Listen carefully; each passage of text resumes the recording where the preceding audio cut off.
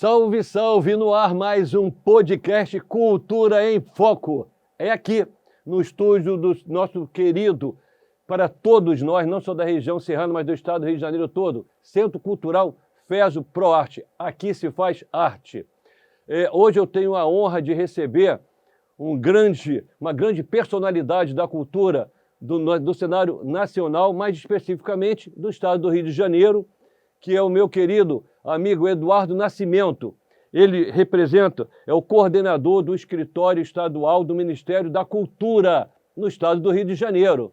Eduardo Nascimento, você é uma pessoa extremamente ocupada e cedeu esse teu tempo precioso para estar conosco aqui no podcast Cultura em Foco. Te agradeço por esse carinho e essa abertura desse espaço para você trazer tantas informações importantes sobre a cultura do nosso país, do nosso estado, para o fazedor de cultura. Olá, Gilson. Olá, parceiros do podcast. Prazer inenarrável estar com vocês. É nossa obrigação servir ao interesse público. Então, estamos sempre à disposição para o diálogo, para a troca de informações, para a formação, para fazer acontecer a cultura em todo o estado do Rio de Janeiro. Isso é muito importante, levarmos a informação para quem faz cultura e arte, que faz com muito amor, né? Nós sabemos que o fazedor de cultura faz esse trabalho sempre com muito amor e carinho. Mas, Eduardo, o telespectador lá em casa quer saber um pouquinho de quem é você. Quem é o Eduardo Nascimento, esse homem com tantas tarefas dentro do nosso estado? Fala um pouquinho da sua vida pessoal para que nós possamos conhecê-lo melhor. Com certeza. Bom, gente, eu sou Eduardo Nascimento, estou com a honra e com a missão de estar à frente da representação do Ministério da Cultura aqui em nosso estado. Eu sou jornalista, atuo na área de políticas públicas há algum tempo, né? Tive a minha vivência artística e cultural nas priscas eras de jovem e tal. Depois eu vim parar na cultura por conta do meio ambiente. Fui da Fundação Onda Azul, uma organização não governamental do nosso querido Gilberto Gil, meu mestre da política, saudoso Alfredo Sirquis, e Juca Ferreira, que foi ministro da Cultura. Né? E, como jornalista, ajudei nesse caminho, nesse trabalho. Tem a discussão aí da cultura como um dos pilares do desenvolvimento sustentável. A partir daí, eu vim caminhando nessa trajetória da cultura, que passou pelo Legislativo da cidade do Rio de Janeiro, né? Tivemos lá acompanhando a Comissão de Educação e Cultura da Câmara durante algum tempo e fizemos alguns projetos muito importantes. Né? Toda a parte de cultura do plano do projeto Porto Maravilha, né, que fala da revitalização da zona portuária, a gente conseguiu construir. Né? Conseguimos aproveitar um projeto que criou toda a revitalização cultural da região, que se materializou no Porto Cultural, que um dos destaques é o acordo público, né, da operação urbana, que gerou 105 milhões para a revitalização da zona portuária. Fizemos isso em 2009. Depois, em 2012, no Legislativo, fizemos a elaboração da atual Lei de Incentivo à Cultura da cidade do Rio de Janeiro, considerada uma das melhores leis de incentivo do Brasil. Né? Depois disso, à frente estive do lado de lá, no Legislativo, e depois eu fui para o lado de cá, no Executivo. Então, eu, como na Prefeitura do Rio, estive à frente da gestão da Lei de Incentivo à Cultura, fizemos um processo de democratização, com cursos e formações para os atores culturais na cidade do Rio, né, nas 5 regiões da cidade. No ano de 2019, ficamos 3 anos à frente desse trabalho. No ano de 2019, só na região da Zona Oeste, fizemos 2 encontros preparatórios. Né? O legado é que isso hoje criou um mecanismo dentro da Lei de Incentivo à Cultura de atratividade para os setores mais periféricos, setores mais populares. Conseguimos garantir isso. Fiz a Conferência de Cultura da cidade, trazendo os setores populares para o protagonismo. Né? Coordenei o calendário das rodas de samba da cidade do Rio de Janeiro, um projeto muito importante, no qual a gente colocou as rodas de samba numa plataforma online, mais de 200 rodas articuladas no estado, na cidade. Então, muita coisa sendo feita e sendo desenvolvida aí na cultura do Rio de Janeiro. Antes de estar no Ministério, eu estava na Secretaria de Direitos Humanos e Cidadania, coordenando uma feira multicultural na área de imigrantes e refugiados. Era uma feira multicultural de gastronomia, artesanato, arte para imigrantes de África e América Latina. Um trabalho muito bacana que continua dando fruto e avançando. Assim, uma das minhas características, a gente vai conversar, é a palavra legado, né? Eu foco muito na ação cultural que vai deixar caminho, que vai abrir caminho e vai perdurar. Então, esse é um pouco desse caminho que a gente tem trabalhado aí nas questões das políticas públicas, agora trazendo todo esse pacote federal de mudança na cultura brasileira aqui para o estado do Rio de Janeiro. Que é muito importante. Eduardo, já estou cansado só de ouvir você falar de tanto trabalho que você já realizou no âmbito cultural no nosso estado. Já cansei. Temos 5 minutos de programa, já estou cansado só de ouvir os teus feitos. Parabéns pelo trabalho que você já realizou, né? Foram extremamente importantes para a nossa cultura, para o nosso estado e para o fazedor de cultura, né? E agora com uma responsabilidade muito maior, né, vindo do Ministério da Cultura, da nossa querida ministra, a Margarete Menezes, que assim, ela foi extremamente feliz de ter tido como um tentáculo do Ministério você, coordenando aqui o Rio de Janeiro, o escritório do Ministério da Cultura. Seria assim, de extrema importância, não só o telespectador em casa, mas também o artista como um todo, toda a gama da arte do nosso estado, saber um pouquinho sobre o que você hoje representa muito bem, o Programa Nacional de Comitês de Cultura no Rio de Janeiro. Vamos lá. Gilson, trago aqui, né, a saudação do nosso presidente Luiz Inácio Lula da Silva, presidente Lula, que tem feito um trabalho de reconstrução do país, né? Acho que é importante a gente frisar isso. Vivemos aí à beira do abismo, né? E estamos reconstruindo literalmente do zero. Para você ter a noção, aqui nós da representação, com a extinção do Ministério no passado, não temos sede, não temos funcionário, estamos reconstruindo tudo literalmente do zero. Então, estamos nesse trabalho. Dentro disso, nós temos a política Aldir Blanc. Na construção, no processo de 2022, o presidente Lula falou que queria um comitê de cultura em cada estado do Brasil, né? Que seria espaço da sociedade civil de formação e capacitação. Esse sonho do presidente Lula foi tão levado a sério que virou uma Secretaria Nacional do Ministério da Cultura. Então, eu sou liderado pela nossa querida Margarete Menezes e eu tenho a honra de ser liderado não só por uma mulher negra, sou liderado por 2 mulheres negras, que é a nossa querida secretária Roberta Martins, secretária nacional dos Comitês de Cultura, que é a secretaria que abarca uma série de ações do Ministério, né? As leis federais de fomento, como a Lei Paulo Gustavo e a Política Aldir Blanc, ela traz dentro dela a relação entre estados e municípios com o governo federal, a relação federativa, que é o Sistema Nacional de Cultura, né?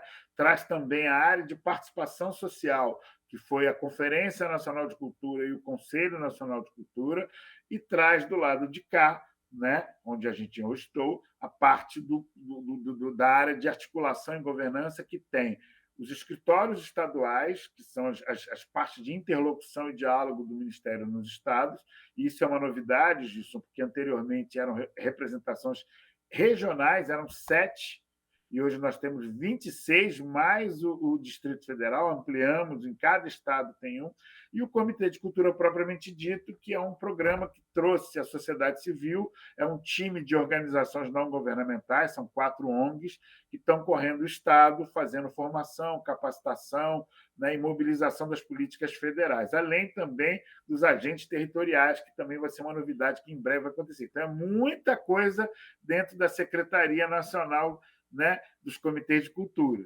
né? O nosso trabalho como representante estadual é ser esse interlocutor de toda uma gama do Ministério, de conjunto de informações para o Estado do Rio de Janeiro, para os municípios e para os fazedores e fazedoras de cultura. Não menos importante do que essa colocação, essa explanação que você nos deu, mostrando o que é, né, o Programa Nacional de Comitês de Cultura no Estado, eu queria saber, e o telespectador tem certeza que também quer saber, e o fazedor e fazedora de cultura também estão ligadinhos conosco, quais são os principais desafios desse programa? Então, vamos lá, só para corrigir um pouquinho. Na verdade, eu estou falando da Secretaria Nacional dos Comitês de Cultura, que tem toda aquela série de informações que eu te falei. Então, a gente lá no MIN, a gente vive numa sopa de letrinha. Então, a gente tem a SCC, a Secretaria Nacional dos Comitês de Cultura, que tem essa gama de ações muito importantes para o Brasil, né? Além de outras secretarias. Nós temos a área de livro e leitura, formação, que é o nosso querido Fabiano Piuba, né? Nós temos a Diversidade Cultural e Cidadania, que cuida dos pontos de cultura e culturas populares e diversidade, que é a nossa querida Márcia Hollenberg. Nós temos a área de fomento e indústria cultural, que é o Enilton Menezes.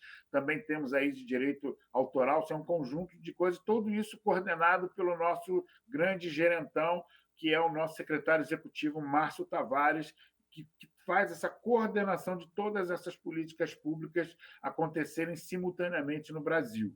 Então, a estrutura é a nossa querida ministra, nosso querido Márcio Tavares, secretário executivo, esse conjunto de secretarias, e a gente está na Secretaria Nacional dos Comitês de Cultura, que tem esse conjunto de ações.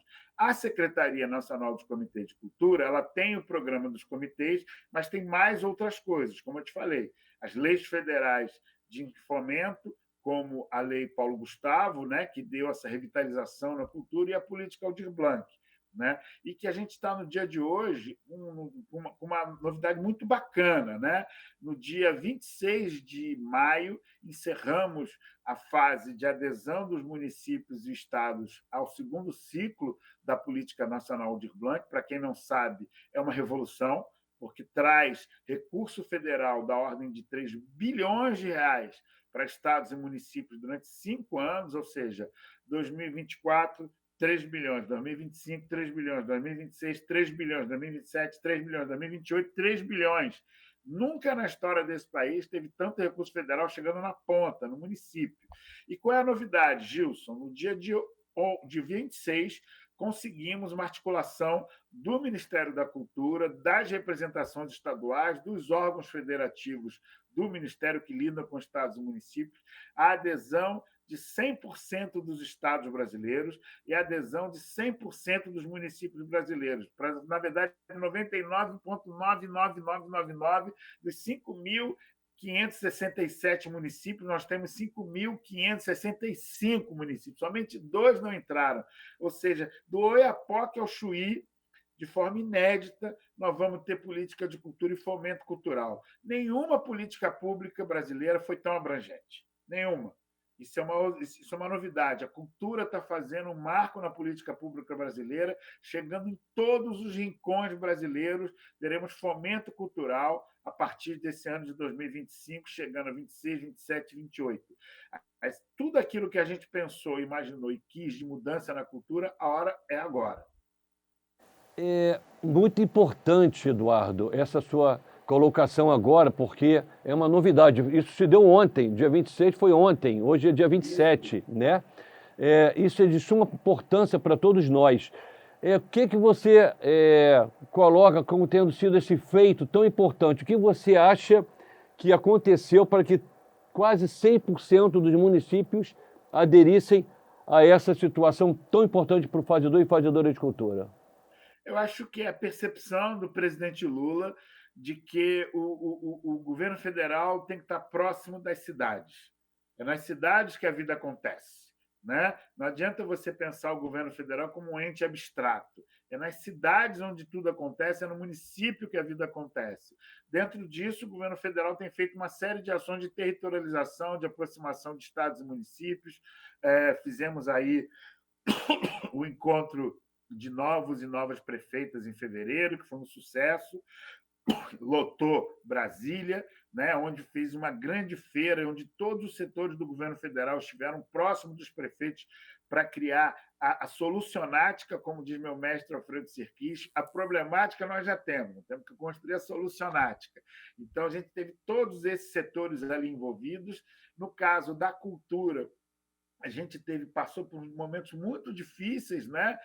Há 6 anos de sofrimento, tivemos aí a questão do golpe em 2016, depois o governo do Inominável durante 4 anos, que acabou com o Ministério da Cultura. É importante lembrar, Gilson, que esse setor, né, do Inominável, do inelegível, né? Eles queriam pegar o Palácio Gustavo Capanema, joia da coroa, símbolo da cultura brasileira, né?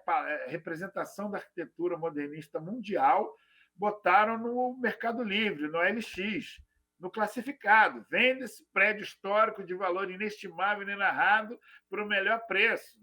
Era Ricardo Eletro dos imóveis federais. Então, por muito pouco, beiramos um abismo. Né? Por muito pouco, ali aquela coisa que nem desenho animado, a perninha, conseguimos voltar. E dentro disso, essa perspectiva que vem da luta da sociedade brasileira, do setor cultural e do Congresso brasileiro, que foi a Lei Aldir Blanc I, onde conseguiu distribuir os recursos de forma descentralizada, que foi para os estados e municípios, uma grande luta da Lei Aldir Blanc I, que ajudou muitos fazedores de cultura no período mais difícil da nossa história, que foi a pandemia. E aí, conforme com esse legado da Lei Aldir Blanc I, teve a Lei Paulo Gustavo, que destravou os recursos paralisados de 6 anos do Fundo do Audiovisual e do Fundo Nacional de Cultura, também de forma descentralizada, e nesse caminho da descentralização, ou seja, do governo federal dialogando e repassando o recurso para os estados e municípios, veio a política Aldir Blanc, que, ao invés de ser Lei Aldir Blanc II, se tornou política porque ela tem uma longevidade de 5 anos. Uma coisa também muito importante. Então, ela chega para levar recurso, levou em 2024, vai levar 25, 26, 27, 28. E uma coisa importante, o presidente Lula sancionou uma mudança na lei pelo Senado brasileiro e a torna com capacidade de longevidade, com o aporte dos municípios e do governo federal, ela vai estar na LOA, na lei orçamentária, nos próximos anos. Então, a gente tem possibilidade de ter mais um ciclo de mais 5 anos de investimento federal, ou seja, teremos 5, e aí a possibilidade de ter mais 5 anos de recurso federal, ou seja, muita novidade. Então, isso tudo. E aí, por que se dá essa adesão? Porque há um trabalho do Ministério da Cultura de territorialização. Está dentro da Secretaria Nacional dos Comitês de Cultura. Nós temos uma diretoria do nosso querido Tiago Leandro, né, liderado pela nossa secretária Roberta Martins, de assistência técnica aos municípios. Então, eles têm lá ouvindo, conversando, e dentro da mesma secretaria nós temos escritórios estaduais. Então, a gente tem representantes do Rio Grande do Sul ao Acre, ao Amapá, Roraima, Mato Grosso do Sul, Paraíba, Distrito Federal. Então, você tem um interlocutor como eu, meus colegas, meus parceiros, dialogando diuturnamente com as prefeituras, com os fazedores de cultura. Então, essa capilaridade conseguiu esse feito histórico de fazer o Brasil inteiro ser política de cultura. Que foi um gol de placa, né? Do presidente Lula, foi um gol de placa do governo federal e da nossa ministra Margarete Menezes. Realmente é algo inédito, é um feito que eu nunca vi na história da política nacional do nosso país. É um trabalho tão bem realizado, e é isso mesmo, parabéns para todos vocês que fazem um trabalho digno, transparente e ético para levar o que pode ser de melhor para a cultura do nosso país. Eu tenho mais uma pergunta, Eduardo, que seria interessante, porque muita gente não conhece, mas eu acho que você pode explicar um pouquinho melhor. Eu vou dividir em 2 perguntas ela. A plataforma TransfereGov. Fala um pouco o que é a plataforma TransfereGov e quais são as dificuldades maiores que se encontra na plataforma, e se tem essa dificuldade. Então, Gilson, o TransfereGov é uma plataforma que é o canal de comunicação, vou falar de expressões mais rebuscadas, né, dos entes federativos. O que significa isso?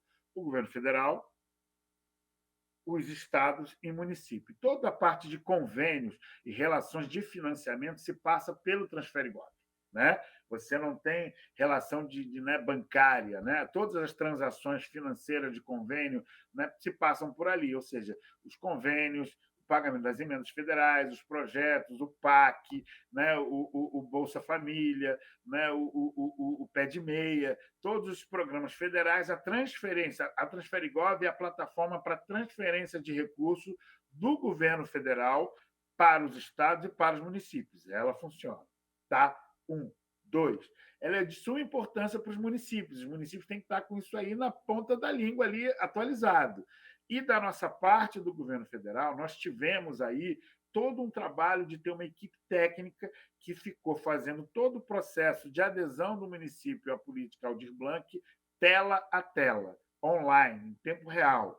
Então, por exemplo, a gente teve histórias. Muitas vezes os municípios ficam de bobeira. Vou te dar um exemplo. O último município do estado do Rio de Janeiro, o último a aderir, eu não vou dizer qual é, que é daí da região serrana, tá? Só vou dar essa pista.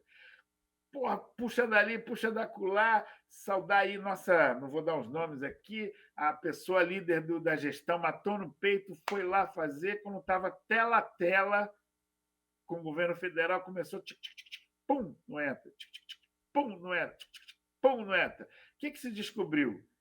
Que o município não tinha feito a atualização do cadastro do Transferigov e estava com todos os nomes da gestão anterior, até um ex-prefeito de 2012 ainda estava cadastrado.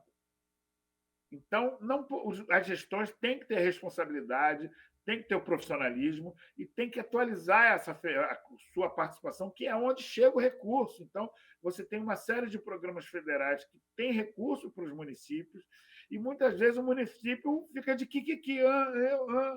sabe o John Travolta, aquele meme do John Travolta que fica meio perdido? Tem que estar atento. Da nossa parte, do governo federal, do Ministério da Cultura, a gente criou uma estrutura, para você ter a noção, Gilson, nós criamos uma grande equipe que tinham 2 profissionais dedicados a um número de estados e com plantões 2 vezes ao dia diários, de tira-dúvidas. 2 vezes ao dia, durante mais ou menos 20 dias. Ou seja, só não foi quem não quis, e fez o processo de atualização. E o Transferigov ele não é só para a cultura, ele serve para todas as áreas que o município vai obter. Então, ela é muito importante, a plataforma de transferência de recursos do governo federal para os municípios e para os estados. É fundamental que as gestões atualizem seu cadastro, se preparem, se capacitem. O governo federal tem cursos, tem tutorial, tem vídeos, tem tudo. E o município da região serrana que tiver qualquer problema, pode me procurar, a gente está aqui a posto para poder ajudar, para fazer com que a região serrana se torne essa joia da coroa do estado do Rio de Janeiro, essa belezura do Brasil. Eu tive aí recentemente, passei o carnaval aí na região serrana, estava em Teresópolis. Por que não procurou? Nós estávamos aqui, eu fiz o único programa de TV que fez a cobertura total do carnaval. Vou fazer meu merchandising agora, né, Eduardo? Inclusive para a rádio, Terei FM, eu fazia Rádio Terei FM ao vivo para a nossa rádio aqui. Só eu fiz cobertura do carnaval para a rádio e para a TV Cidade, Canal 9 também. Fui o único que fez a cobertura total do carnaval. No final, Eduardo, não tinha mais voz, amigo. A voz da carnaval. Mas foi excelente, foi muito bacana o carnaval da nossa cidade. Não sei se você participou de algum dos blocos, só tivemos blocos, né?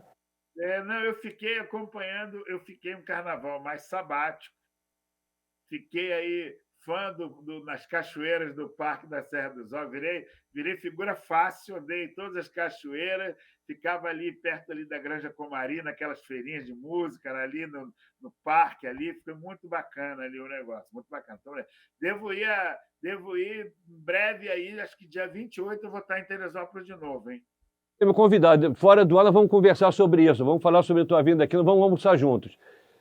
Como vocês sabem, o nosso programa são 30 minutos, Eduardo. Esse primeiro programa, levando essas informações importantes para os nossos fazedores e fazedoras de cultura da região serrana e do estado do Rio de Janeiro como um todo, está se encerrando.